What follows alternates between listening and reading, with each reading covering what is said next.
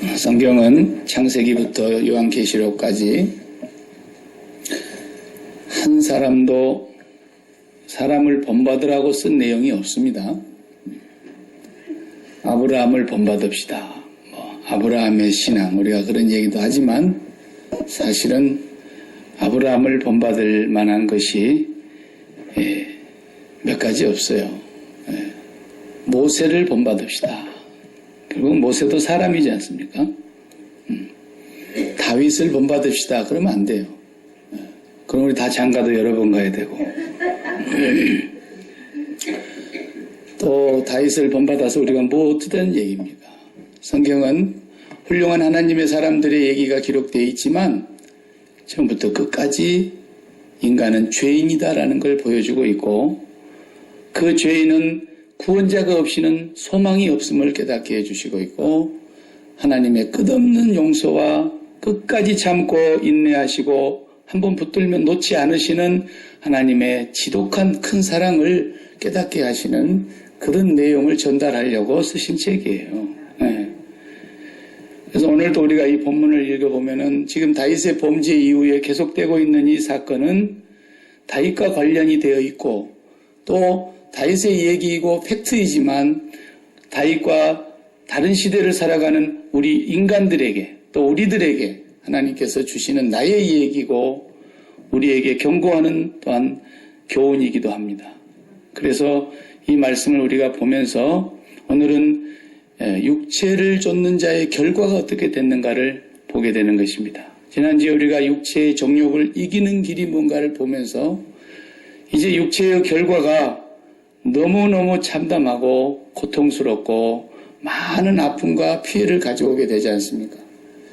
그것을 보게 되게 되는데, 이 내용을 보면서 우리는 하나님의 사랑이 또한 얼마나 큰가를 알아야 됩니다. 자기의 배다른 여동생을 그렇게 몸을 망가뜨려 놓고 그 다말은 오라버니 집에서 처량하게 홀로 지냈다 그랬어요. 완전히 한 사람의 인간을 폐인으로 만들어버린 거예요. 오늘날에도 그런 일이 벌어지면 얼마나 이것이 가정적으로 사회적으로 고통과 큰 문제가 되는 것을 우리가 알지 않습니까? 이 한 가정이 이것으로 인해서 말로 다할 수 없는 아픔을 겪게 되고요. 오늘 우리가 읽은 13장 후반부를 그냥 넘어갈까 하다가 이 부분까지 또 봐야 그 다음 부분이 연결되기 때문에 제가 한 번 더 보려고 오늘 후반부를 보았습니다. 우리는 인간은 별 수 없다라는 것을 누구보다도 잘 알아야 될 사람들이 기독교인들입니다. 세상 사람들은 인간이 대단한 줄 알아요. 과학을 발달시키고 문명을 발달시키고 과학의 발전을 가져와서 우리 살기가 너무나 편리해지고 이러다 보니까 참 사람 대단하다 이러지만 하나님 앞에 사람은 건불 같은 존재예요. 다 지푸라기 타고 나면 건불이 남죠. 바람 불면 흔적도 없이 사라져버리는 것과 같은 그런 존재들인 것을 세상 사람들은 잘 모릅니다. 하나님의 백성들은 그걸 잘 알아야 돼요. 그것을 실제로 깨달아야 돼요. 하나님이 붙들어 주시지 않으면 정말 목구멍에 침 삼킬 동안도 욥의 말대로 침 넘어가는 그 순간도 하나님이 지키시지 않으시면 우리는 설 수가 없다는 거예요. 그래도 목구멍이 밥 넘어갈 때 이쪽 구멍을 막아주고 물 넘어갈 때 이쪽 구멍을 막아주고 목젖이 그게 하는 거 아닙니까? 밥 넘어가는데 물 넘어가는 곳으로 목젖이 길을 인도하면 죽습니다. 그냥. 이게 뭐 사람이 대단한 것 같아도 1년에 전쟁으로 죽은 사람이 많겠어요? 모기에 물려 죽은 사람이 많겠어요? 모기에 물려 죽은 사람이 많다는 사실입니다.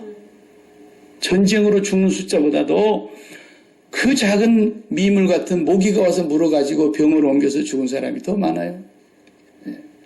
사람은 아무것도 아니에요. 그런 존재인 것을 다윗이 알면서 사람이 무엇이간데 이토록 하나님께서 나를 사랑하십니까? 고백하고 있지 않습니까?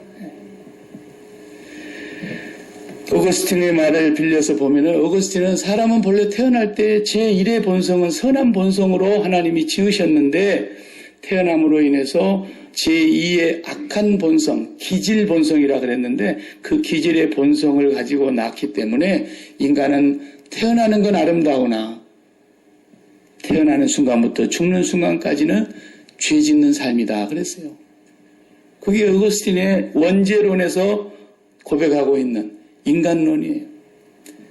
우리 애기 태어날 때 다 박수치고 기뻐서 얼마나 좋아합니까마는 사실로 하나님의 말씀에 비춰보면 애가 태어나는 순간부터 죽는 날까지 죄만 짓다 가는 겁니다. 왜 이런 인생을 살도록 하나님이 내버려 두셨을까 말이죠. 그냥 구원받은 쪽쪽 죄 용서했으니까 예수님의 십자가의 보혈의 공로로 거듭난 삶을 주셨으면 그 순간 너 빨리 천국으로 올라오너라. 그리고 거듭난 순간순간마다 한 사람씩 불러올리면 좋겠는데 왜? 천국은 여기하고 비교할 수가 없는 너무너무 좋은 곳이니까.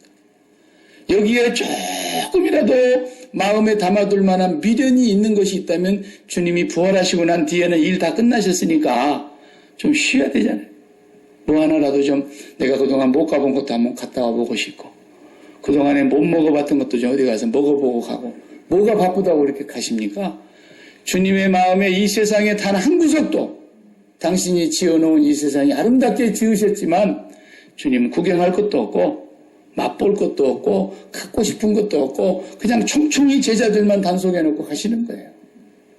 그렇게 좋은 나라가 있는데 왜 우리를 태어난 날부터 죽는 날까지 죄만 짓다 가는데 하나님이 안 불러가시고 이렇게 살게 두시냐는 거예요.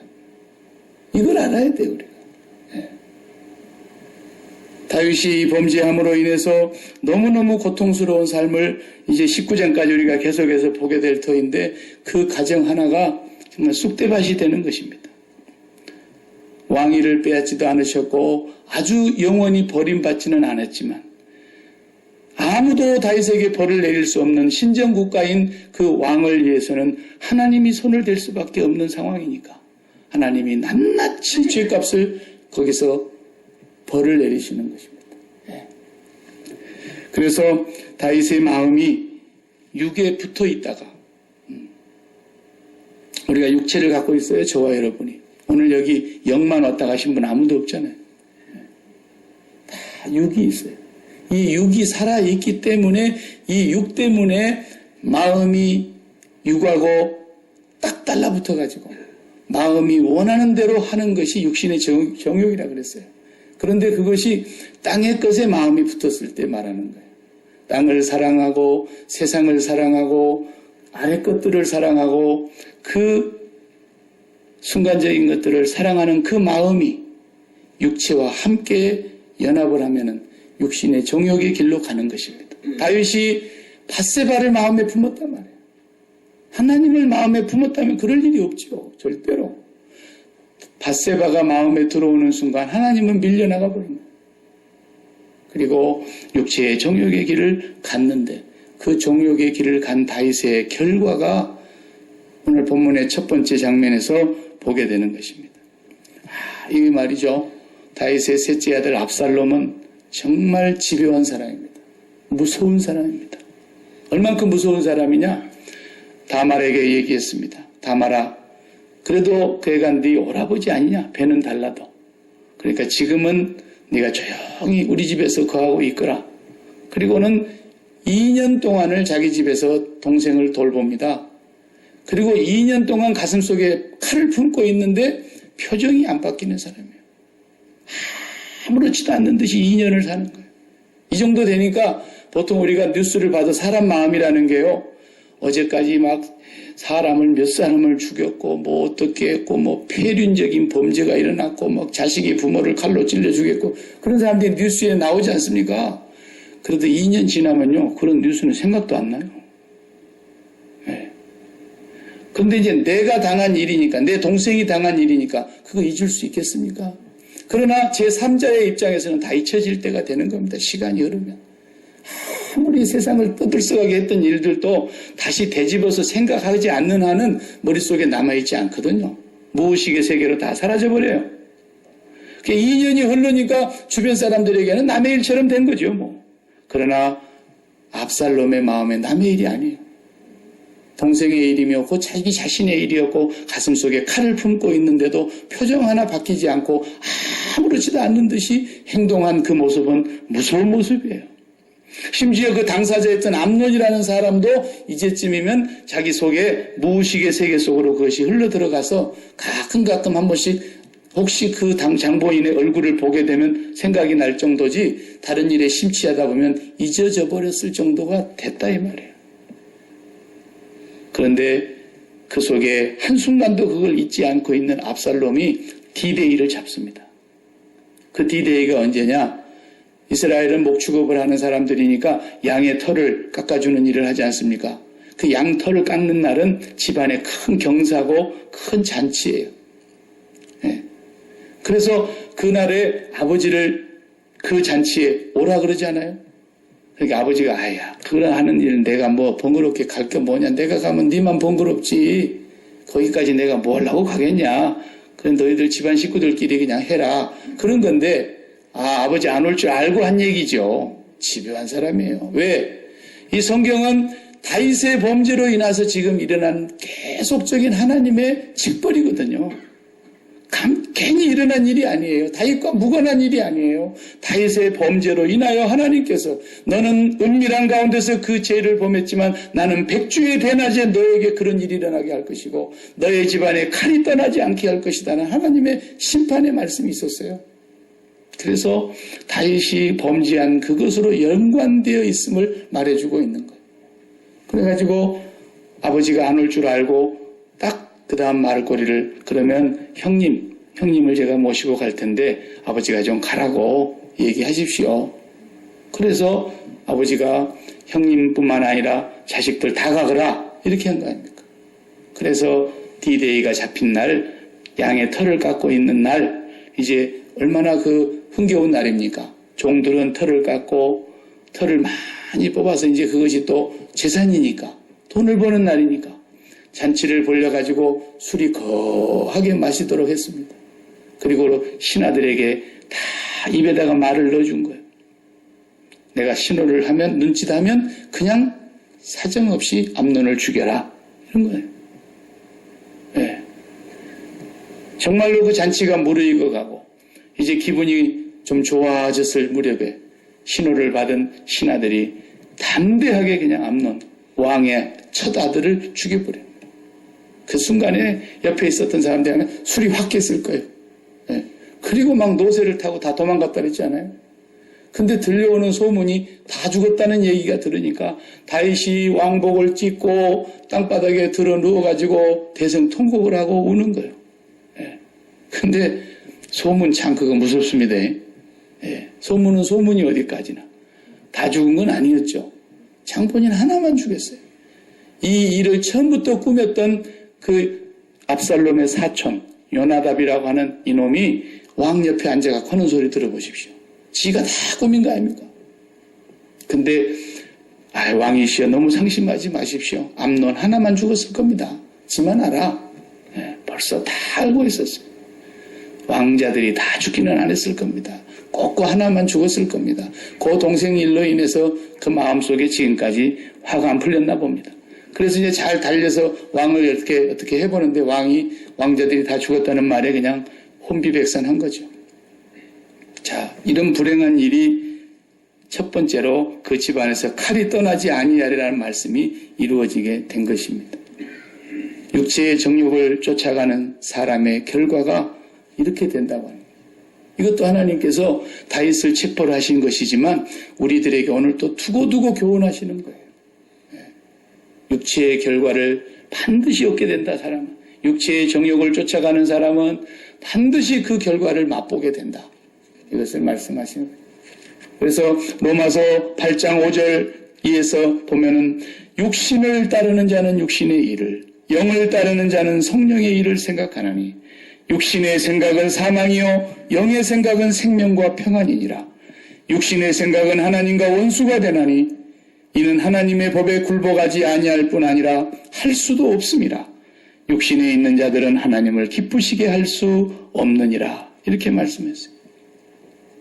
사람이 육신, 이게 육체를 갖고 있기 때문에 그 마음에 원하는 것과 육체가 결합이 되어서 땅의 것을 쫓아가기 시작하면 하나님의 말씀에 굴복이 안 돼요, 절대. 할 수도 없다 그랬잖아요. 아무리 하려고 해도. 그리고 하나님을 기쁘시게 할 수가 없어요. 그걸 아셔야 돼요. 이 말씀은 오늘 우리에게 너무너무 중요한 말씀이에요. 우리가 육신의 정욕을 쫓아가면 하나님을 기쁘시게 할 수가 없다. 나 기쁨에 나 주님의 기쁨 되기 원하네. 그런 찬양을 우리가 부른다. 그 찬양을 불러도 찬양은 노래로 그냥 입으로 나오는 소리일 뿐이지 내 마음에 땅에 속한 것들을 좋아하는 그것을 담기만 하면 우리가 맛있는 배추김장 이제 하려고 장봐갖고 왔는데 배추김치 담아갖고 그걸 어디다 담아놓은 것하고 똑같아요. 우리 여러분 의자에다 다 한 포기씩 얹어놓는 것과 똑같다고. 김장해갖고 김치통에 담아서 김치냉장고에 담아야 아름답죠. 그 김치를 아무리 맛있게 담은들 여기 전부 자리에다 하나씩 얹혀놓고 올 때마다 자시라고 그러면 그게 김치 되겠습니까? 네. 사람의 마음은 하나님 한 분만 담게 돼 있단 말이에요. 그 외의 것은 어떤 것을 담아도 그것이 하나님 앞에 죄악이라는 사실을 구원받은 백성은 아는 거예요. 하나님의 백성이 아닌 사람은 그 말이 무슨 말인지를 절대로 못 알아듣는 거예요.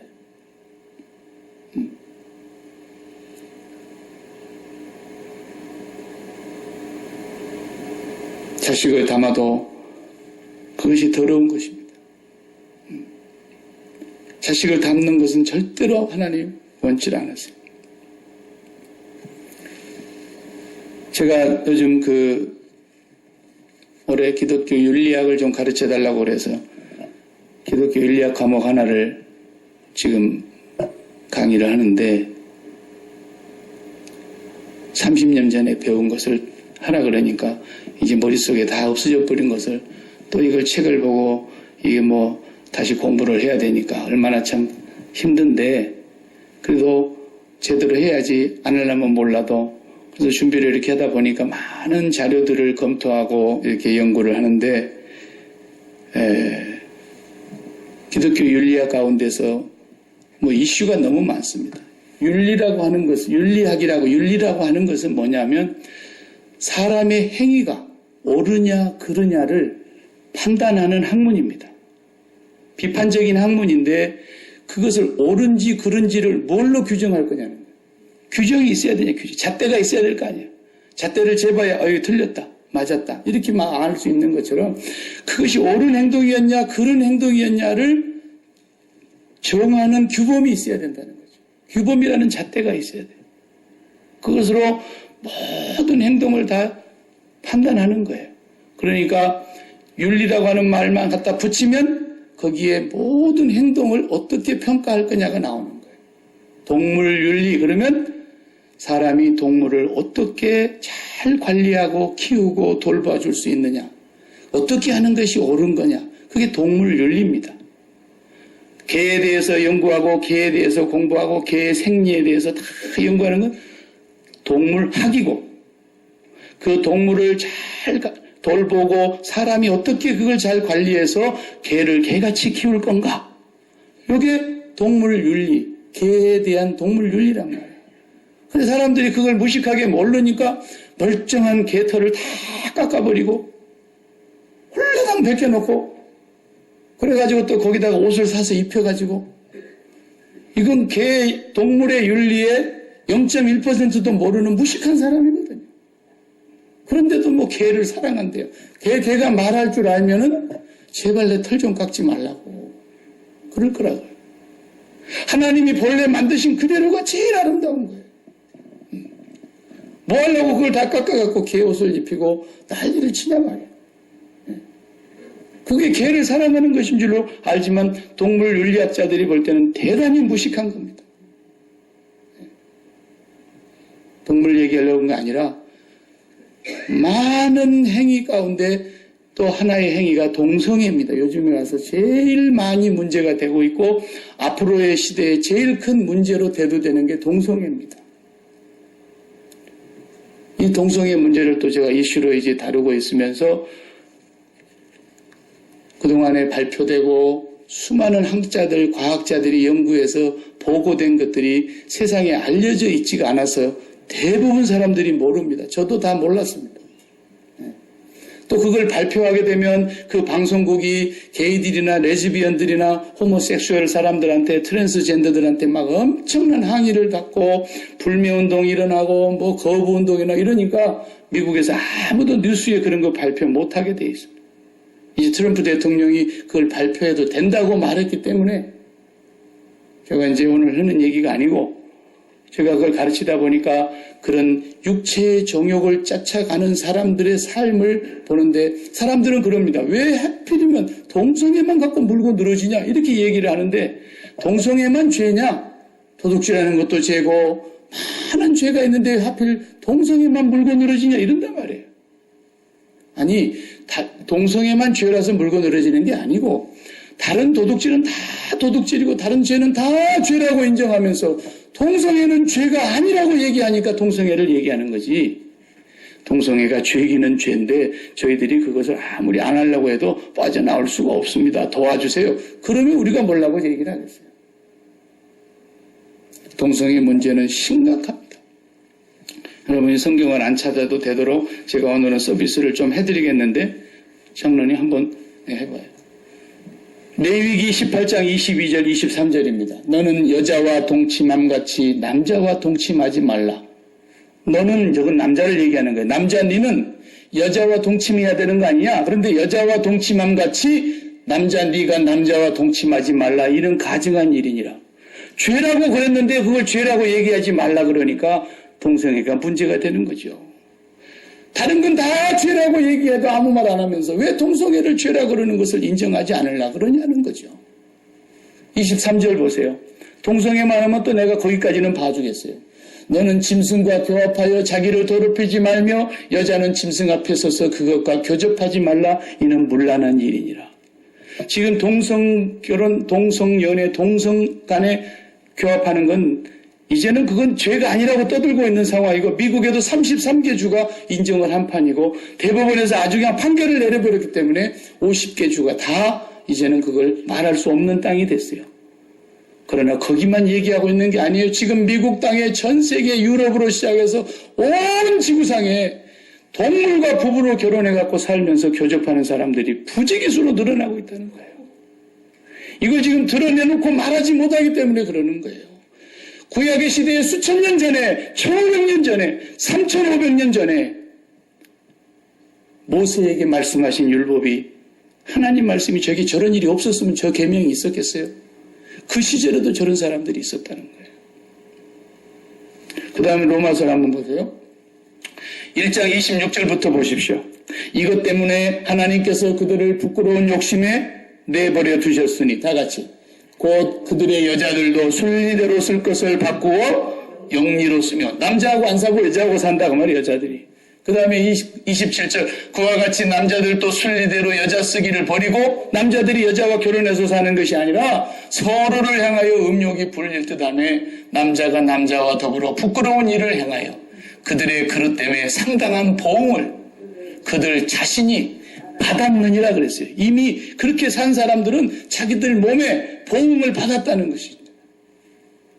28절에 또한 그들이 마음에 하나님 두기를 싫어하며 하나님께서 그들을 그 더러운 상실된 마음대로 내버려 두사 합당하지 못한 일을 하게 하셨으니 곧 동성애뿐만이 아니에요. 이제 모든 불의, 추악, 탐욕, 악의가 가득한 자요. 시기, 살인, 분쟁, 악의, 사기, 악독이 가득한 자요. 수근수근하는 자요.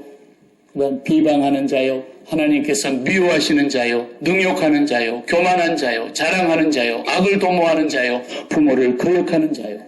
우매한 자요. 배약하는 자요. 무정한 자요. 무자비한 자라. 그 다음에 그들이 이 같은 일을 행하는 자는 죽어 마땅하다고 한다는 것을 하나님이 정해놨다는 걸 알면서도 자기들만 행할 뿐 아니라 그런 일을 행하는 자들을 다 옳다 하느니라. 하나님이 이렇게 말씀하시죠. 오늘날 우리 고국 같은 데 보면 퀴어 축제한다 그래가지고 전부 다 빨가벗고 나와가지고 그 난리 피우는 거 보십시오. 시청 앞에서. 보셨지 않습니까? 예. 그걸 서울시장이 지금 가장 앞서서 그걸 통과시키려고 차별화 금지법을 만드는데 제일 앞장서는 사람입니다. 예. 우리 고국에 보니까 에이즈 환자가 한 15,000명 정도 되는데 그동안 죽은 사람이 한 5,000명가량 죽었고 10,000명가량 남아있는데 이건 공식적인 통계고 얼마나 많이 걸려있는지 통계가 안 나옵니다. 왜냐하면 게이로 살아가는 사람들은 혈액 검사를 하라고 국가에서 장려하니까 혈액을 검사하고 나서 자기들이 가서 확인해 봐야 되는데 확인하면 만약에 게이가 에이즈가 걸렸을까 봐서 확인을 못하러 가요. 그래서 전부 전화로 확인하고 당신 에이즈 양성 환자입니다. 그러면은 자기만 딱 알고 아무한테도 얘기를 하지 않기 때문에 얼마만큼의 환자가 지금 있는지를 알 수가 없고 공식적으로 보건복 기록부에 잡혀있는 숫자만 약 15,000명 중에서 5,000명이 죽고 한 10,000여 명이 지금 있단 말이에요. 예. 이 바이러스가 1984년도에 에이즈 바이러스라고 하는 공식적인 명칭으로 HIV 바이러스가 이제 세상에 알려지게 됐습니다. 에이즈, AIDS. 그래서 저는 그거 어떻게 해석합니까? 이제는 다 살았다. AIDS. 이렇게 저는 이제 해석을 합니다. 틀린 말이지만, 자, 그 병이 발견된 이후에 감염자들을 지금 다 조사했습니다. 이건 통계가 정확한 겁니다. 99%가 남자들에게서 나왔습니다. 게이들에게서 나왔습니다. 이 에이즈 바이러스는 상식적으로 알아둬야 되지만 혈액과 정액을 통해서 피 속으로 흘러 들어가야만 감염이 되는 거지 뭐 간단히 입맞춤이나 어떤 손 악수했거나 그 사람하고 포옹했다고 걸리는 건 아닙니다. 반드시 피를 통해서만 접촉이 됐을 때 그렇게 감염이 됩니다. 감염된 남자들 99%를 다 역학조사를 해봤습니다. 15,000명 중에 99.7%가 59명을 제외한 99.7%가 모두가 다 게이였습니다. 남자와 남자가 더불어 부정한 일을 저지른 사람들이었다 이 말입니다. 그러면 그 외에 59명은 뭐였냐? 46명은 2006년 이전까지 혈액을 검사하지 않고 수혈받은 사람들이 에이즈 환자들이 수혈해놓은 피를 받아서 그래 됐습니다. 9명은 어떻게 걸렸는가 봤더니 에이즈 걸린 남자하고 알지도 못하고 결혼을 했거나 성적인 문란한 행위를 해가지고 걸렸거나 그 9명 중에는 부부 가운데서 그렇게 돼가지고 아이가 에이즈를 갖고 태어난 사람이 총 9명이었습니다. 그리고 4명은 마약 주사기를 돌려서 맞으면서 감염이 됐다고 판정이 났습니다. 나머지 99.7%는 게이로부터서 시작이 됐습니다.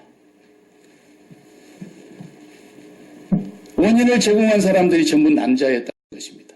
여자가 없어요. 여자는 그 남자를 통해서 받은 것이죠. 이것이 과학적으로 판명이 났습니다. 미국의 에이즈 환자는 몇백만이 되는지 지금 숫자를 헤아릴 수가 없습니다. 그런데 문제는 다 거기도 똑같은 결과가 나옵니다. 이미 발견돼서 조사를 받고 의료로 지금 혜택을 입고 있는 사람들을 조사해 보았습니다. 미국의 에이즈 환자의 80%가 남자입니다. 숫자로 보니까 1위가 백인이었습니다. 2위가 흑인이고 3위가 히스패닉이었습니다. 전 세계의 2%에 해당하는 1억 5천만 정도의 게이들이 있는데 그 80%가 다 에이즈 환자입니다. 또 미국의 조사에 발표에 하면 13세부터 24세까지 대학생들까지 조사했습니다.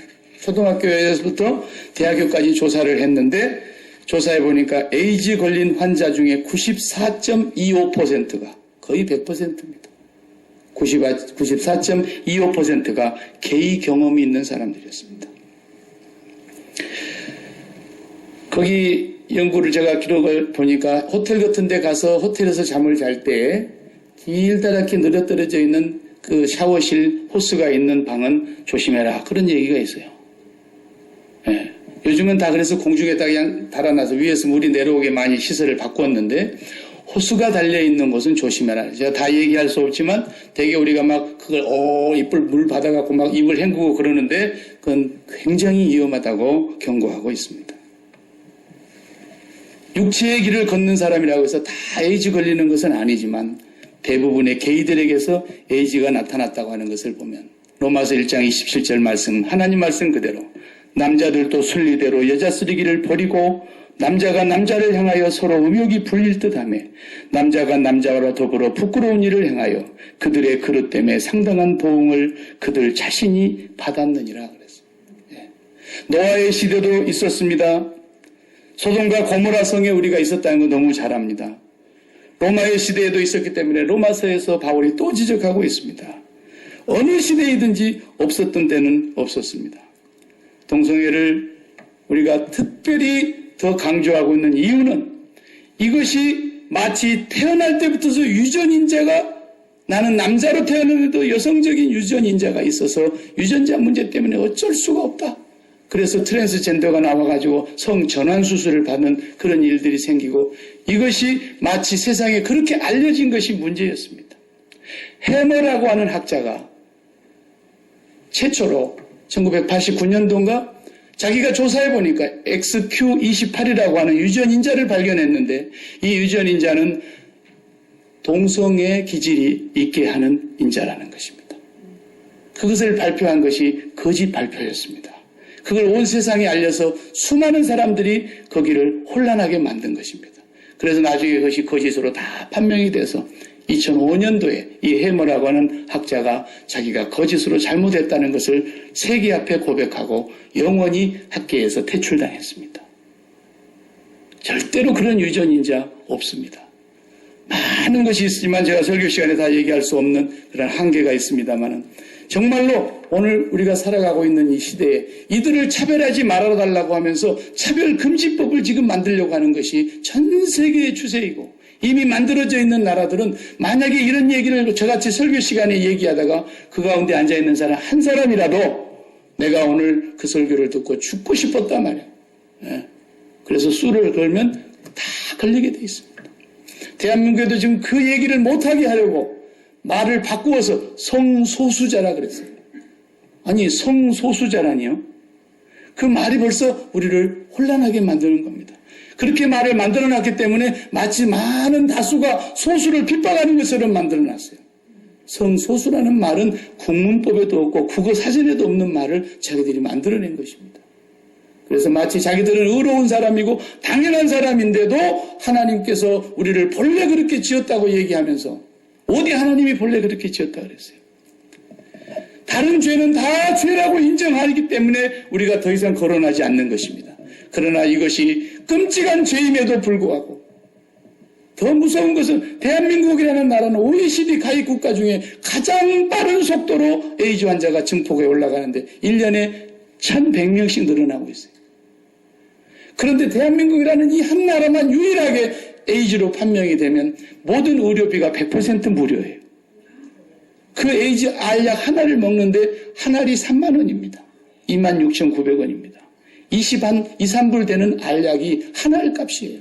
그것을 지금 10,000명이 넘는 에이즈 환자들이 매일 국민의 세금으로 먹고 있습니다. 미국도 어느 동안은 그걸 해주다가 한계를 넘어서니까 미국은 이제 포기해버린 것입니다. 이것이 죄가 아니라고 얘기하고 있는 이 시대를 바라보면서 얼마나 지금 이 시대가 육적인 길을 따라가고 있는가를 우리는 주시해야 되고 조심해야 될 때가 됐습니다. 왜 우리가 이렇게 세상에서 육체를 가지고 있는 한은 이 육체의 정욕을 벗어날 길이 없다는 사실을 하나님이 아시는데도 구원받는 사람을 왜 빨리빨리 천국으로 안 불러가시냐 말이에요. 불러가시면 좋겠는데. 안 불러가시는 이유는 이 땅에 살아있는 동안에 우리가 하나님을 사랑하는 것을 하나님께서는 확인하고자 하는 것입니다. 정말 그 사람이 구원받았다면, 정말 그 사람이 하나님의 자녀라면 이 세상에 있는 동안에 하나님이 맡겨주신 사명이 있고 그 사명을 수행하는 동안에 진정으로 하나님을 사랑하는가를 기회를 주시는 겁니다. 기회를 주시는 거예요. 본래 에덴 동산에 있는 그 선악과를 만들지나 마시지 왜 만들어 놓고 유혹하라 하셨냐 이렇게 따지는 사람이 있어요. 그거 보암직하고 먹음직하고 지혜롭게 탐스럽게 만들어 놨기 때문에 먹은 거지 그게 보기에 흉측하게 만들어 놨으면 왜 먹었겠냐 이렇게 하나님 앞에 따지는 사람이 있어요. 하나님이 이 세상을 아름답게 만드셨습니다. 이 세상에 있는 것이 나쁜 것이 없습니다. 다 좋습니다. 돈이 나쁘다는 사람은 이 설교를 들을 자격이 없어요. 돈이 왜 나쁩니까? 돈이 나쁘지 않습니다. 돈이 없으면 살 수가 없는 세상입니다. 그런데 그 돈을 하나님보다 더 사랑하면 그것이 육신의 정욕이 되는 것입니다. 자식을 하나님보다 더 사랑하면 네 원수가 집안 식구가 되는 날이 올 거라고 말씀하시는 것입니다. 이 암논이 자기의 배다른 여동생 다말을 이렇게 겁탈을 해놓고 나서 그렇게 사랑스러워가지고 상사병이 나가지고 파리하게 죽어들어가던 애가 그만 한순간을 지내고 나서는 그 아이를 그렇게 미워할 수가 없고 미워하다 못해 증오하면서 내쫓아서 문을 걸어 잠가라 그랬어요. 이것은 뭘 말하는 거냐 하면 육체의 정욕을 따라가는 사람들의 그 결과가 결국 그것이라는 겁니다. 순간적인 기쁨으로 잠시 기쁠 수는 있지만 한순간 기쁠 수는 있지만 그 결과가 얼마나 참담한 것인가를 보여주고 있는 내용인 것입니다. 우리에게 있어서 자식이 좋은 일을 할 때 참 기쁩니다. 그러나 그 자식을 하나님보다도 더 사랑해서 마음에 담으면 그 자식으로 인하여서 심판대 앞에 섰을 때는 뭐라고 얘기할 줄 아십니까? 정말로 내가 저 자식 때문에 하나님 앞에 나아가는 길이 막혔기 때문에 자식이 아니라 정말 원수였구나. 하나님께로 나아가는 길을 막는 원수였구나. 사람의 원수가 자기 집안 식구이라라는 말씀이 그 말씀인 거예요. 돈이 아무리 귀하지만 그 돈을 너무너무 사랑함으로 말미암아 그 돈 때문에 하나님 앞에 나아가는 길을 잃어버린 사람은 마지막 때에 이를 갈며 슬피 울며 혀끝에 물 한 방울을 찍어달라고 애원해도 혀끝에 물 한 방울도 찍어줄 수 없는 그곳에서 돈에 대해서 암논보다도 더 증오하고 돈을 그렇게 사랑했던 사람이 돈을 가장 증오하면서 이를 갈며 슬피 울게 될 것입니다. 이것이 육체의 정욕의 길을 가는 사람의 결과라는 걸 보여주는 것입니다. 세상의 사업을 사랑하고 자기 몸의 건강을 최고로 여기고 자기의 영광을 최고로 여겼고 그것을 사랑했기 때문에 하나님을 사랑하지 못했던 사람들 마지막에 그 심판대 앞에 섰을 때 암논이 다말을 그렇게 증오했던 것을 이상으로 내가 왜 그렇게 그것을 사랑했던가 이를 갈며 슬피 우는 날이 올 것입니다. 성경은 그것을 말해주고 있는 것입니다. 선악과를 만들지 말라고 하나님 앞에 항변하는 사람들 그렇게 보암직하고 먹음직하고 먹기만 해도 지혜롭게 할 만큼 아름답게 만들어진 나무의 실과라고 한다면 그것을 사랑하는 것인가 하나님을 사랑하는 것인가 하나님은 오늘 또 우리에게 기회를 주고 계시는 것입니다. 왜 이 세상에 나쁜 것만 있습니까? 좋은 것이 얼마나 많은지 모릅니다. 더 좋은 집이 있을 수 있고 더 좋은 차가 있을 수 있고 더 좋은 직장이 있을 수 있고 더 좋은 성공의 열매들이 지혜롭게 할 만큼 탐스럽게 하는 것들이 얼마나 많은지 모릅니다. 나도 갖고 싶고 먹음직하고 지혜롭게 할 만큼 탐스럽고 나도 그것을 먹음직스럽게 생각하는 것들이 있단 말입니다. 그럼에도 불구하고 그것을 사랑하는지 하나님을 사랑하는지 네가 진정 예수 그리스도의 십자가의 보혈로 용서받고 구원받은 하나님의 자녀라면 하나님을 사랑할 수 있는 기회를 주고 계시는 것입니다. 하나님을 사랑하지 않으면서 괜히 구원을 운운하면서 마음으로는 세상을 담고 있는 사람들은 결단코 구원받은 사람이 아닌 것입니다. 오히려 구원받은 사람은 내가 육체를 갖고 있기 때문에 육체의 정욕을 이길 수 없다는 것을 알기 때문에 오라 나는 공부한 사람이보다 내가 마음으로는 선을 행하기를 원하나 내 마음속에 또 다른 법이 나를 사로잡아 오는데 원치 않는 바 악을 행하는도다. 내가 원하는 바 선을 행하지 아니하고 원치 아니하는 바 악을 행한다면 이는 이 행하는 자가 내가 아니면 내 속에 있는 죄인이라. 오라 이 죄악 가운데서 이 죄의 몸에서 나를 누가 건져낼 수 있겠느냐. 우리 주 예수 그리스도께 감사하리로다. 나같이 이렇게 타인보다도 더 흉측한 죄인을 끝까지 사랑하시고 끝까지 놓지 아니하시고 포기하지 아니하시고 붙들고 나를 아버지의 나라에까지 이끌고 가시는 그 하나님을 정말 사랑한다면 오늘 우리 앞에 좋은 것이 놓여 있을 때 하나님을 사랑하는 기회를 놓치지 말라는 거예요. 괜히 십자가 운운하면서 구원받았다 소리만 큰소리 치지 말고 내가 구원받았다는 확신을 가졌기 때문에 천국 가는 건 결단코 아닙니다. 불교인에게 가서 물어보세요. 그 사람들도 구원의 확신이 있어요. 이슬람 교인들에게 물어보세요. 우리보다도 더 큰 확신이 있어요. 그런 주관적인 확신은 천국 가는데 아무 소용이 없어요.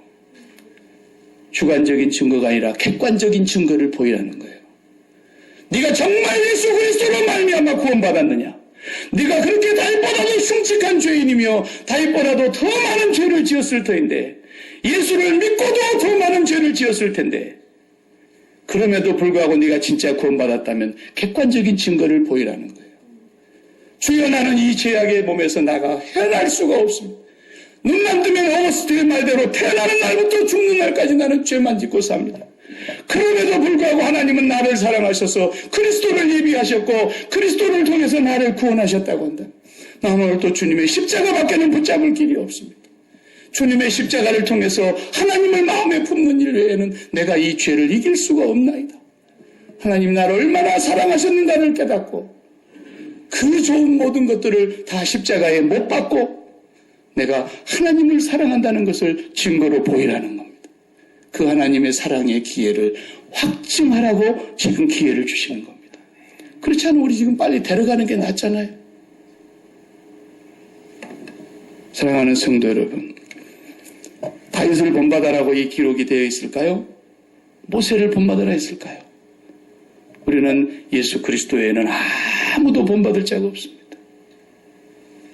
이제는 우리를 구원하시기 위해서 예수 그리스도를 이 땅에 보내신 그 하나님의 사랑이 우리같이 연약하고 죄 많고 눈만 뜨면 죄의 정욕에 휩쓸리기 쉬운 우리 같은 이 인간을 아시면서도 놓지 않으시고 하늘에 있는 것이나 땅에 있는 것이나 현재의 일이나 장래의 일이나 능력이나 높음이나 기품이나 하늘의 천사들 그 어떤 피조물일지라도 우리를 사랑하시는 그리스도 예수 안에 있는 하나님의 사랑에서 끊을 수 없도록 우리를 붙들고 계시는 그 하나님의 사랑이 너무 크기 때문에 우리가 오늘 구원받고 살고 있는 것입니다.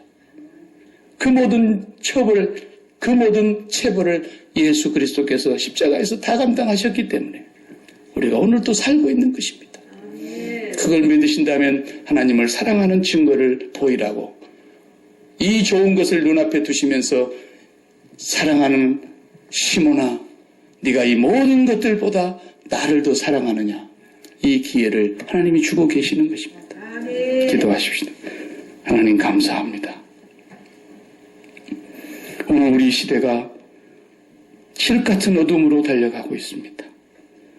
하나님 우리를 이 세상에 왜 남겨두시고 이 세상 속에서 아무리 발버둥 쳐도 죄를 안 짓고 살 수 없는 육체의 정욕을 헤어나지 못하는 인간임을 알면서도 하나님 어찌하여 우리를 이 땅에 남겨두시나이까. 다시 한번 우리에게 아버지를 사랑하는 것을 증거를 보일 수 있는 아버지를 우리가 얼마만큼 사랑하고 있는가를 날마다 아버지 앞에서 고백할 수 있는 저희들 되게 하여 주옵소서.